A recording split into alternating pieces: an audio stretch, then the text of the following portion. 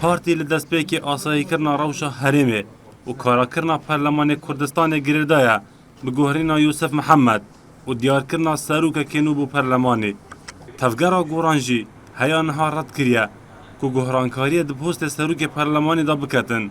و دبیجیتن اگر هر پیشنیاره که به اوی رنگی هبیتن پیتوی گوهرانکاری د سروکاتین دیج دا بهتا کرن بەلای بزوتنەوەی گۆڕانەوە هیچ بیانویەک نییە بۆ گۆڕنی سەرۆکی پەرلەمان و پێویست ناکە سەرۆکی پەرلەمان و سەرۆکایەتی پەرلەمان گۆڕانکاری تیا بکرێ خۆ ئەگەر پارتی تەرحێکی واشی هەیە و دەیەوێت ئەمە بخاتە نێو کایە سیاسەکەەوە بۆ دەرباسکردنی دۆخە چەقبەستۆکە هەرێمی کوردستان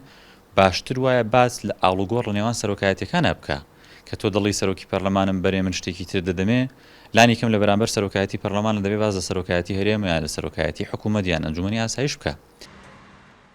پارتیش بلیوی کویا رجدا لسر گوهرینا سروک پارلمانی برپرس نوی حزبیجی چند جاره که آماجه به اوی کرینه کو به باش دزان نوی پوستی بدن ایکتی لی پارلمانتاره که ایکتی دبیجیتن اگر گوران دست برداری اوی پوستی بیتن پیتویه به دو فرکفتنا سیاسی اکرایی بهتا کرن وەرگرتنەوە و ئاڵوگۆڕی ئەم پۆستە لە هەموو کاتێکە ئەبێ بە ڕەزامەندی بزوتنەوەی گۆڕان بێ و دەبێ بە ئیتیفاقی هەردوو لایەن بێت چکەمە خاڵێکە لە خاڵەکانی ڕێککەوتنەکە کە کاراکردنەوەی پەرلەمانی کوردستان و دەست بەکاربوونەوەی سەرۆکی پەرلەمان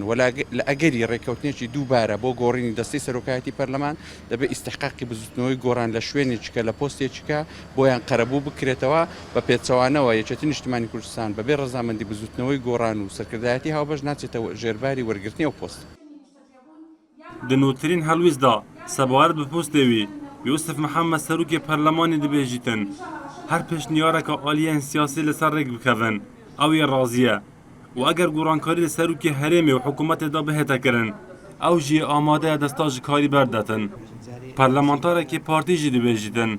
به هبون رکفتن سیاسی لوی دمی او دیشن درگیه سیاسی وکنه و ڕێکەوتن و کۆدەنجی لە نێوان لایەنە سیاسیەکان هەبێت من پێم وانە کێشە یاسایی بێتە ئاراوە کەواتە سەرەتا ڕێکەوتنی لایەنە سیاسیەکان بۆ چارەسەرکردنی پرسی پەرلەمان و سەرۆکایەتی هەرێم و کۆی موەسساتەکان ئینجا ئێمە دەتوانین بە ئاسانی دەریچەی قانونی بۆ چارەسەرکردنی کێشەکان بدۆزینەوە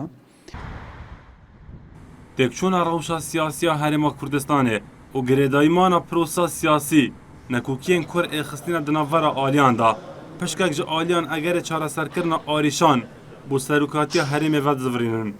Lê Partî Tevgera Goran û rolê serokê perlemanî di rûniştinên sala derbasbûyî da bi egerî arîşan dizanin. Eyas Abdullahên Artî Hewlêr